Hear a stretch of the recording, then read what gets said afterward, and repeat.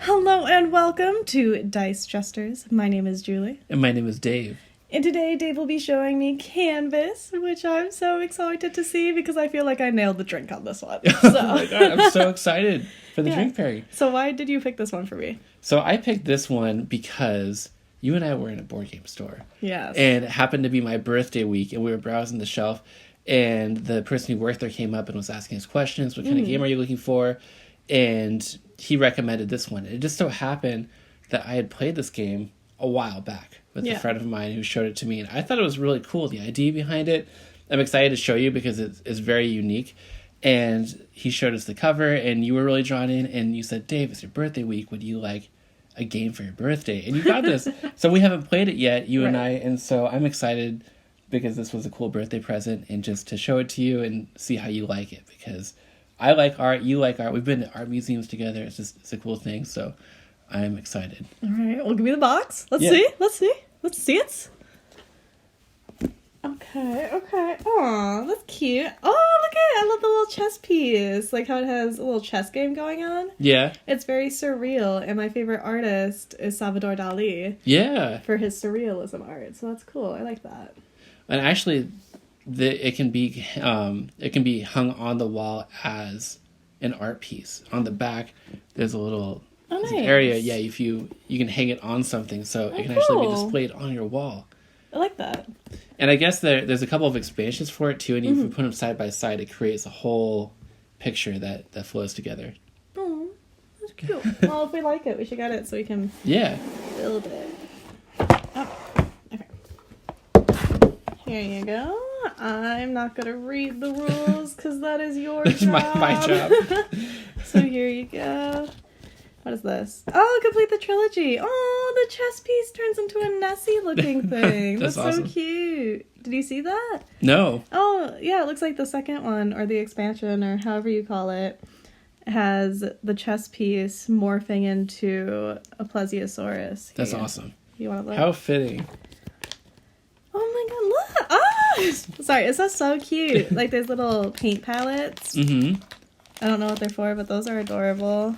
And then, oh, it's fabric. That's so nice. I love when it's fabric because plastic to me doesn't roll out nice and it gets little crinkles. But since this is fabric. Yeah, I love this playing mat. This is really cool. Oh, is that what they're called? Yeah, well, it's a playing mat, but it's a fabric. It's made of fabric. Okay, cool. Instead of just Oh, and these are your little paint palettes. Oh, that's so cute. I just realized that I'm not even describing the game. You're just like, oh, this is awesome. This is so cool. Yeah, this is so cute. I love it. I love the wave. I love I love how it's clear. Yeah. So that you can actually pretend that you're painting something. Like this one has books. Oh, this one's a wave.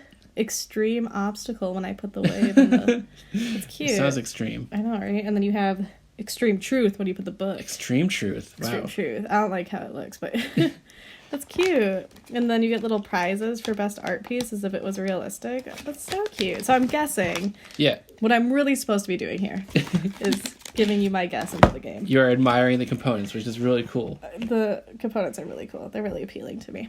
But my guess is that you have these clear inserts here, and you get these cards at random, and or you get to pick them, and you build a piece, and depending on how high of points the pieces are, the better the ribbon you get, so the better the artist you are, and then you win. Yeah, you have the game nailed down pretty well. That's right. I'm the Picasso. You are, exactly. You have these translucent cards that when you put them together, it forms a picture. Mm-hmm. And the way it works is we'll be collecting these as the game goes by. You'll be pulling these into your hand. And then when you have at least 3 of these, I don't know what they're called, art cards, you can combine 3 of them into one of these clear sleeves. So it'll actually make your unique art piece with its own name and everything. And then you'll score points based on these different scoring objectives that'll be out. Oh, that's each what the game will be canvases different. are. Exactly. So you'll be going, each art card has different symbols on it. And depending on how you combine them, you'll score differently, and each game will be different in terms of what we're going for. Yeah. And then once both of us have completed our third art piece, the game will be over, and we'll see whoever scored the most points based on the scoring objectives that were available in that game. So Nice. that's really the gist of the game. You actually got it pretty well just by looking at the pieces, so that's pretty awesome. Okay, so how is it the person who drew last gets to start? I actually did look at the starting player condition, and it is whoever painted last, which I is painted definitely last. you. Definitely Yeah, me, I couldn't tell you the last time I painted. So Have you ever painted? yeah, okay. I don't know what would you consider painting. Anything. As long as you were being artsy. Yeah, it's been a long time. So All right. Well, my drink is not as absurd as the previous ones because canvas to me was exactly that, was an art canvas. So naturally, I brought some affogatos. So naturally, what do you mean naturally? naturally, How are they 'cause- tied together? Okay, so when you go to like an art gallery, Yeah. maybe you sip on some wine. But let's say it's a nice 8 o'clock in the morning. Maybe you don't particularly want wine, so you sip on coffee. Like Okay. artists, you usually have a coffee coffee or thing. wine, Sure, one of the two. One of the two. So, since I wasn't sure what time we'd be playing this, Play it safe. play it safe, I did affogatos. So I did coffee, cream, ice cream to make it an affogato. That's Ooh. the ice cream. And then Bailey's. I hope it's Tillamook ice cream because that's my favorite. Oh my god. You know what? You can make the drinks if you have preferences. That's amazing. Well, I'm excited to try this beverage they made. It looks delicious. Yes, and I think it's perfect for the game. I'm excited to show you this game. Why don't we go And play my we'll first play first round. game. I'll teach it to you, and then we'll come back and talk about what we thought about it. Sounds good to me. All right, and now we are back after my first round. Yeah, first play of Canvas. How was it? I don't know. I don't know. I don't know. It was really pretty. Yeah. It made sense. It was easy to learn. I could definitely see it being a beginner's name. But right now it's really hard to tell on my first game, especially because I've played so many other, well, not so many other, but especially since I'm now, is it 5 games then? Yeah, this is our 6th game. Yeah, into beginner games. But this is interesting. Like, I think it's hard for me to rate it right now because right now I'm just thinking about how pretty it is. Yeah, and that, if we get into things that we liked about the game, to me, the number one thing I like about this game is the way it looks. I love the art cards. I love putting them together. I almost care more about the interesting art piece that I make and the name and like talking about it and joking about it than what the scoring actually does. Yeah, you know what I mean? I had like Forbidden Dreams or Yeah. something. It's so cool. That's what I cared about too. So that's not saying that that's the sole reason I lost, but I feel like that's a contributing factor onto why I lost my first round was because I was so fixated on actually making a nice looking art piece. Yeah, I agree. I think that it's fun to do that, and it kind of sparks a level of creativity looking at how the art fits together and everything. And I could see every game getting different cool combinations, and that almost becomes the joke. But I also think that the scoring objectives are kind of cool too, that when you're looking at the cards on the table and trying to figure out what you want to pick up, it has just enough thinkiness to how are you going to puzzle these together. Do you want to grab this card because it's pretty, or Because it's pretty. it'll give you the symbols that you don't need or whatever. So Yeah, that's true. I think this is something that I need to play more to have a more concise description of how I feel about it. Because after the first round, I don't know. I'm just left like, huh. Yeah. And let me ask you this. If this was the first game we played in this series, do you think that your perspective on it would be different after a first play? Like, if this was our first, so not The first game, you hadn't played anything this else, was yeah. the straight first. I think I would like it a lot more if it was the first round. But because now, and I understand we've only played 5 games, but if you look at it, we technically played 50 because we played each of those 10 times. Yeah. And so, personally, I feel like I'm developing what kind of games I like. Yeah. And to me, this one's more laid back. So if there was a day where I just wanted to do something cute, I feel like this would be the game for that. Yeah, chill, or maybe after we played a more strategic long game, we just wanted to chill out and play like something a short light. game. Yeah, or a palate cleanser in between it. That's a good. Instead of my like math problems. Yeah, your math problems. Exactly, and I think, another pro, and I think for this game is that it's really short. It took us 10 or 15 minutes. We busted through that really quick. We did go through it really quick. I also feel that this more so could be, I think on the box it said 1 player when I was looking at it. Yeah, 1 to 5. Yeah, because it really could be a 1 player game. You don't need to play with somebody else. It's really pretty, and especially coming from somebody who's really into arts and crafts. Yeah. I feel that this game has the potential for actually helping with creativity, because you could shuffle the cards, pick some cards, and be like, okay, I'm gonna paint something in real life that resembles these cards. Yeah. Like, it has that potential. I think that's really cool. Yeah, I agree. Is this similar to any game? Do you see any similarities with any games that we've played so far? Yeah, so the way that the cards move is exactly like Century, where you can pick the first card for free, and then any card after that you have to like pay the Troll's Toll. And then, so that's how you cycle through the cards. This one does cycle a little faster than Century, because you do need to pick up a card. Like, you have to. It's not a choice. Yeah, this game is all about picking up the cards, whereas Century, you might pick up a few cards and then use those cards and use them and use them and use them and use them. But this game, you have to pick up cards in order to put them into your sleeve, and that's really the goal of the game. So they cycle really fast. Yeah. I do really like that you get to pick your canvas cards, so you can pick what colors, or, as you said, what card speaks to you. Yeah. Because I found this one that reminds me of, like, cotton candy clouds, and I like that. Yeah.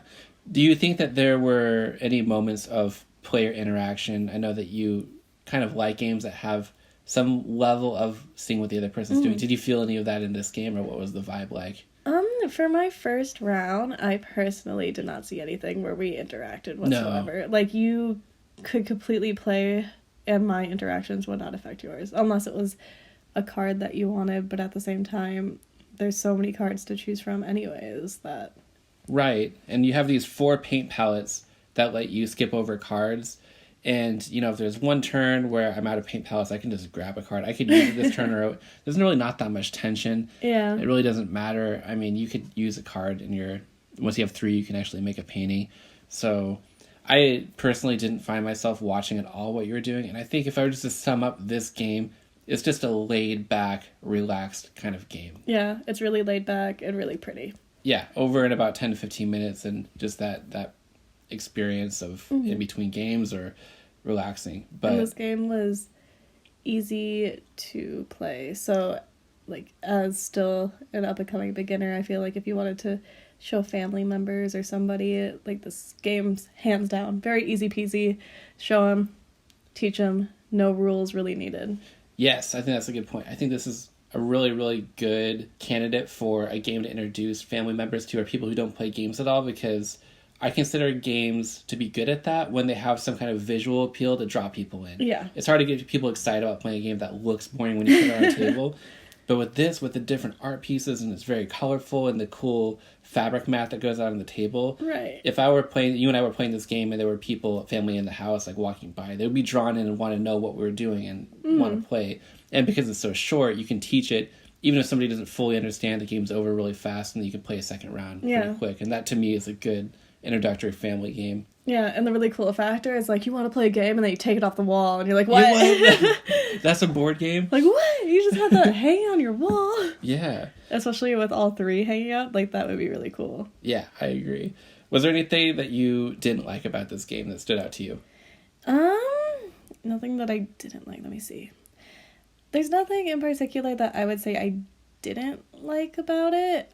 There's things that I would slightly edit a bit. So we could only make 3 canvases, and I think no matter what, everybody got to make a canvas until they reached 3. Yeah. I think to add a competitive factor into it, it would be like first to 3. And then if the person still has 1 or 2, that's unfortunate. Yeah, the game ends once somebody finishes their 3rd, so it creates some pressure. Yeah. But it's also an art game, so I understand why it's so laid back. Mm-hmm. Because artists tend to have that more laid back vibe. Mm-hmm. You know, like Bob Ross. Everybody goes at their own pace. It's your journey. Just making happy trees. There's no such thing as an accident. It's happy little accidents. So that's why I feel that maybe this game was intended to be as laid back and not stressful like non-competitive. Just because of the background of artists. Yeah, it's designed to where even if you lose, you end the game with 3 cool pieces of art that you can laugh about or enjoy, take pictures of. So. Take pictures, hang it on your fridge, keep it forever. Yeah. So, if you were to give this a Meeple score after one play, I know you said it's hard to say. Yeah. I would say a 4. A 4 out of 5 Meeples. Yeah. Is that both for you personally and you think like it's recommended audience? You would say 4 out of 5? It's recommended audience if I am just guessing on the recommended audience, like family, people who are in art, people who aren't really into board games and stuff like that. I would say it's a 5 out of 5 because it's easy. Yeah. It's really pretty.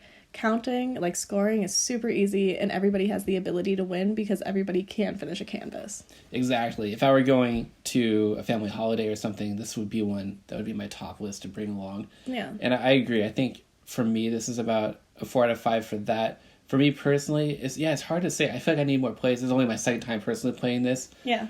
I think, 4 out of 5, maybe right around there, maybe slightly less. I can't really...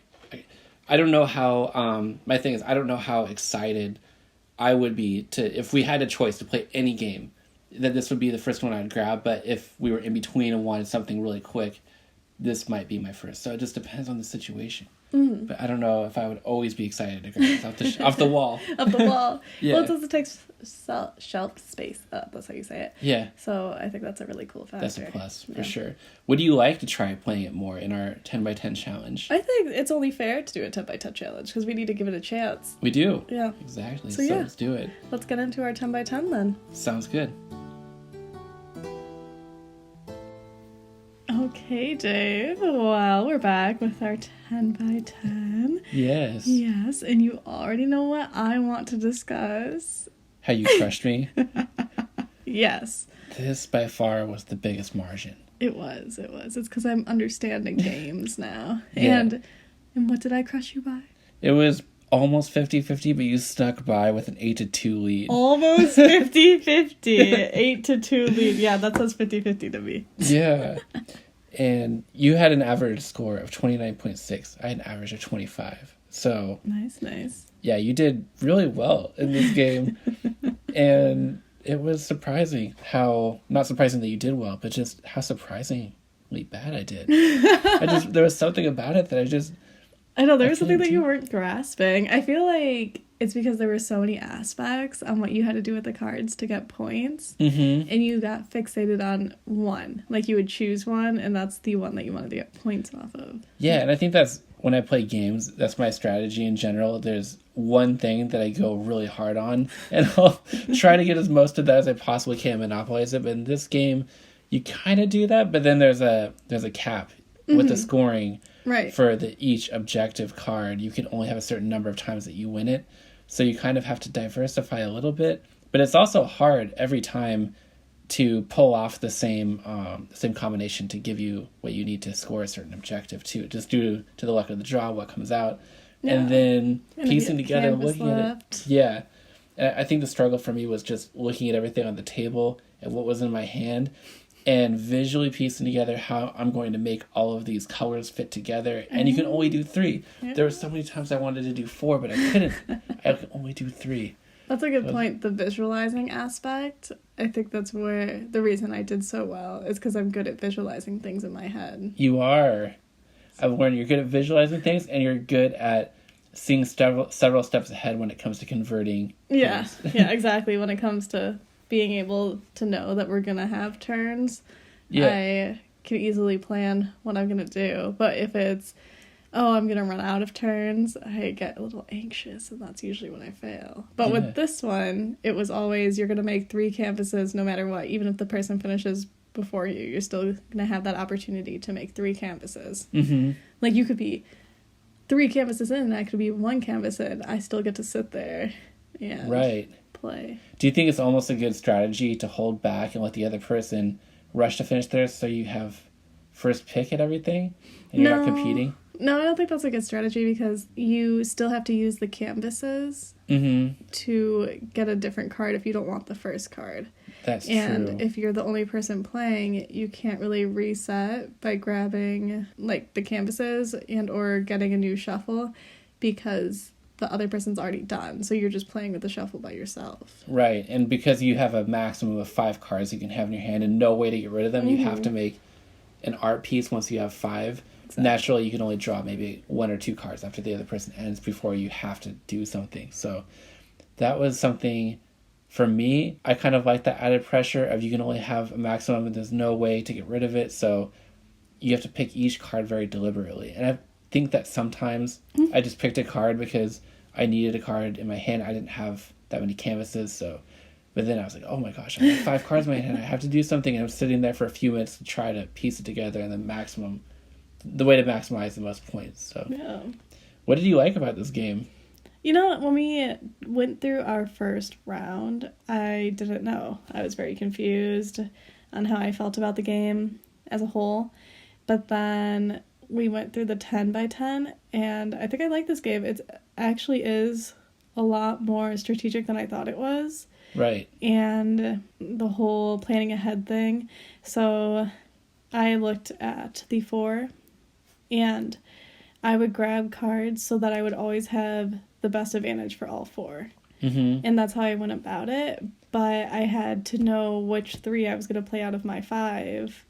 And then I had to know which 2 was going to be left over and how I would use it when I was able to add more cards. Yeah. Instead of just trying to make one piece at a time, I was already making my 3 pieces as we were going. Thinking several steps ahead. Because if I just grabbed a card to grab a card, that would mess up everything, and that would be a wasted space in my hand. It would, and that is a valuable resource. Yes. I think you're right. It is a very strategic game when you think about it. Mm-hmm. And I do think this game was intended for lightweight, family gaming audiences.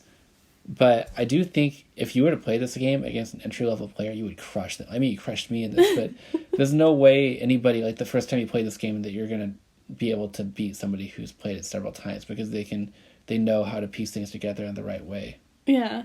And I do feel that for a family game, it's really, like, the way it's set up is really good because let's say that you're the type of person that doesn't like playing long games. Well, even if you had 5 people, it would probably take 30 minutes max for 5, depending on how long they take, just because they have to have 3, and they can only hold 5 cards, and the only way to get rid of it is to make a canvas. True. Our average play time of this was probably around, like, 20 minutes or something. Oh, I thought it was like 11. I thought it was less than that. It sure felt less. Yeah, it was somewhere around there. Does your app give an average of it? That's what I'm trying to find. I thought it was in here somewhere. Okay, well, while you look for it, there's a few other aspects that I came to enjoy. So I started to really like certain point cards, like the rainbow card. Anytime I'd see that card, I got excited. Or the sun. I'm just going to call it the sun. I think you call it the pinwheel. Mm-hmm. But the sun and the square. Anytime that card would come up, I was excited. Anytime the... I think it was 3 in a row. Yeah. Those ones I would get excited. And then there's some that I just did not like. So I originally, for our first game, liked the color wheel because it was like, get 1 color wheel for a ribbon. But then as we played more games, that card became my least favorite. Yeah. I like that one because it's just easy for me to strategize around. And also having the 5 different colors. Mm-hmm. I think for whatever reason when I look, it's easy for me to color-wise map out what I'm going to grab rather than trying to think, okay, I need 3 of these symbols and 2 of this other one, but then these 2 can't be adjacent. Yeah. And it almost came to a crawl at some point, the speed of the game when I was really trying to figure out what I could do. Yeah. No, I saw that. Were you able to find it? Yeah. So our average playtime for this was 18 minutes with a 2-player game. Okay, so then I would say maybe under 40 then if you did all 5 and it was people who were good pace. Yeah, I would say so. Yeah. And I do think, for me, a lower player count for this, like 2, maybe 3 players, is really good. More than that, since there's no player interaction in the game, and I almost think that the more people you have competing for those cards, it's harder for you to really look at the cards and figure out what you're going to grab on your turn because they're just going through so quick. Yeah. So I don't know if that's a pro or a con, but because there's not much player interaction, I don't think that the player count really matters that much in this one. Yeah, that's true, I guess. But when you were grabbing the cards, I did think which card I would grab if you had grabbed one. So yeah, there was this one time that you grabbed a card that I was like, no. I didn't say no out loud, but I had reminded you that you had canvases to spend. So when you had grabbed the card I wanted, I said, Dave, you know you have canvases. You don't have to grab that card. You're like, I want this card. And I was like, oh. Yeah. But I wasn't trying to mess you up. No, I know you weren't. You had no idea what I was thinking, but I was trying to mess you up to put it back on the table and be like, yeah, I do have canvases. Let me just fix that. What was your favorite thing about this game, if you could pick one thing? The art piece at the end. Yeah. Yeah. It was fun to, like, show it to each other and be like, this is ominous escape or whatever. Right, and I was like, this is my childhood. Yeah, and you're like, what is childhood. it? No, like, it was fragile childhood. Fragile childhood, yeah. That was pretty fun. I think we mentioned after our initial impression that the game has a very relaxed feel. Mm-hmm. I think that was our vibe every time we played this game, was just a very relaxed atmosphere. We're almost just speaking in this hushed tone, and I'm showing you my art piece. And it was just this very relaxing experience. I don't know what experience you had. I was all like, look at it. I was like, you aren't going to like this. Yeah. Yeah, you did make it cutthroat somehow. And then I was all like, ooh, yeah, no. Because you were just... There were some pieces that didn't have 2 words. Oh. It was like, this is darkness. This is darkness. Or whatever. It's so unsatisfying when it's just 1 word. I get know. Like, irritated. I almost strategized around getting 2 words, even though it didn't really matter that much. Like, if I like a picture or the word in the photo, I try to get that, and then sometimes I lose points because I'm fixated on that. And I almost think that playing with some family members, they may go for what the better art piece is rather than actually scoring points. Right. It's kind of like, okay, so this is really far-fetched, but it's ever so slightly like Cards Against Humanity, because I always wanted to pick the funny titles. Yeah. Like, I always wanted to make it funny. Mm-hmm. So. Even if you didn't care if you won the points, it just is what you thought was the best. Yeah, I was just like, haha, let's all laugh at this. So, after playing this game 10 times, yes, what would you give this for a Meeple score? Honestly, it's still... We go out of 5, right? Yeah. It's still a 4 to me. It's still a 4. 4 out of 5. Well, okay, 4.5. It's a 4.5. 4.5, so it went up. Yeah. It was a 4. It was originally a 4 because I visualized this during the first play as just a relaxing game, but then after conducting our 10x10, I realized that it is a little bit more strategic. Like, it is possible that you could think ahead and plan how you're going to score the most points. Mm-hmm. And you kind of have to ignore some of the low points to get the high points. So that color wheel that I originally really liked in the first game, by the 5th game, I started to ignore the wheel because it was causing me to gain lower points because that's what I was fixated on. So anytime that would pop up, I would have to tell myself, you are ignoring that. You are not doing that one. And then I would look at the cards to see which ones you could basically chain to get the higher score. Because some of them had, if you had 4, it was 16, like 4 ribbons, and then another card would be 4 ribbons, but then it was 10. So I would look at that too. To math out what the most optimal move was. Yep. Yeah. And that's something, I'm glad you mentioned that, because I did notice our first game of this was probably the fastest when you think about it. We went really, really fast, and then, we looked at our score and everything. But I almost think, and I have to go back to look at our playtime for each game, I think it got slower and slower every time we played it. To the point in the last couple of games, I really noticed when it came to either of our turns that we would sit there for a solid 1, 2, maybe 3 minutes just planning out how we could make our move. So I think the more you play it and the more strategies you see and the more deliberate you are with your moves, it can actually slow the game down. I didn't really mind it that much because it's still a quick game, but just something to keep in mind, I guess. Yeah, and I think it was the second to last game or the third to last game that you and I had played. Yeah. I looked at because I could see your ribbons. And when I saw them, I was like, no! Because I did the math, and you had 24, and sitting in my hand was 17. Oh. And then I was looking at my cards, and the way I originally kept doing the math, I was equivalent to 24. Yeah. But then I looked at our canvases, because if we were to tie, it was whoever had the most canvases. That's the tiebreaker. Yep. And I was like, oh, I would still win. And then Was there a secondary tiebreaker? Let's say we both had equal number of canvases. Was there another there one? wasn't, not according to the rule book. Oh, okay. At least I missed it because I Yeah. wasn't particularly looking for it. I was looking at it to see if you could score more, like if you had 5 ribbons instead of 4, if that 5th ribbon would count. That's why I was looking at the rule book. Gotcha. And I just remembered the tiebreaker after that, so I didn't read if there was an additional tiebreaker. But so that's what I was mathing, and then I had realized that I had that silver ribbon piece and a lot of color wheels, and I was like, what am I doing? Like, why am I going for the points? Let me just go for this color wheel. Mm-hmm. So I stacked everything, all my color wheels, and then put the ribbon in there, and then I showed it to you, and I didn't get those points, but I got a bunch of silvers, which are 2 automatically. Yeah, the silvers are kind of something that I ignored almost because I was going for the different objectives, but those can score you like 6 points in a turn when a ribbon might only score you 1 to 3. So I feel like that's maybe an underrated strategy, at least in the sessions that we did. Yeah, and that's how I won by literally just 1 point, was because of the silver ribbons. Yeah. So my meeple score, I think, is going to stay the same. It was a 4 out of 5 when I first started. I think it's about a 4 out of 5 still. Yeah. I did really enjoy it, and I do think that I liked it more and more the more that we played it, even though I didn't necessarily get better. It almost got worse, I think. The more I thought about it, it's like, I'm thinking too hard about this. Just play and do the best that I can. Right, just make a pretty picture. Yeah, I think I enjoy it so much because it's so short, because it's so pretty to look at, because of the fun of making the art pieces. And we could hang this on the wall, that's kind of cool. I know, you could get the other 2, make a masterpiece. Yeah, so that leads me to my last question. Yes. And that is, are we keeping this to play, or are we trading it away?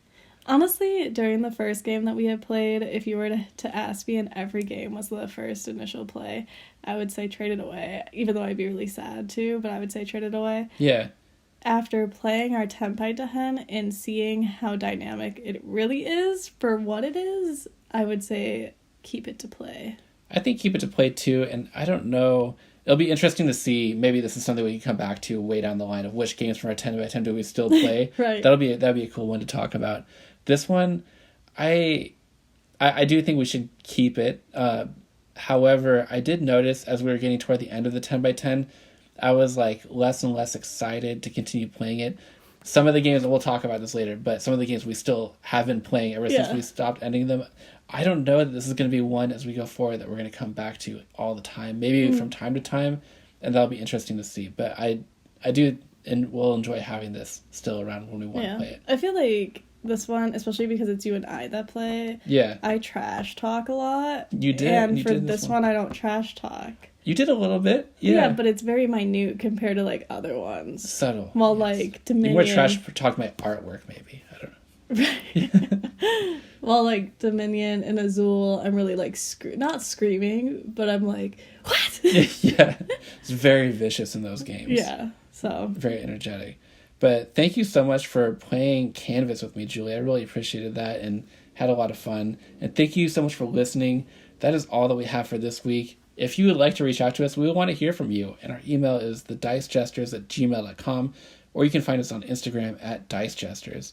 Be sure to join us next time for our next in-depth look at a game. And until then, play all the games with the ones you love.